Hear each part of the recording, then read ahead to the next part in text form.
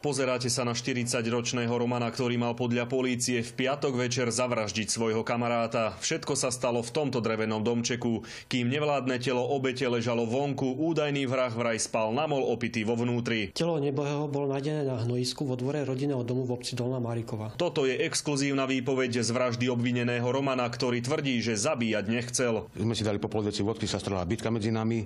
Ja som bol ako na zemi, on tiež bol na zemi, on chcel zvinúť nožiť. Ja som zobral ako z kredenca nožík, tak ja som ho zobral takisto, dal som jednu radu a potom si ja už nepamätám. To bola sebeobrana. Ma napadol a v rodinnom dome mi urobil neporiadok, poprehadzoval veci. Mimo záznam našej kamery nám Roman povedal i to, prečo telo zavliekol na hnojisko. Vraj nechcel mať celú kuchyňu od krvi. Ráno chcel všetko nahlásiť na polícii, no predbehol ho strýko obete, ktorý našiel svojho už mŕtvého synovca na kope hnoja. Bol som nepríčetný, zbavený slov, mysla slova sa dá povedať, tak?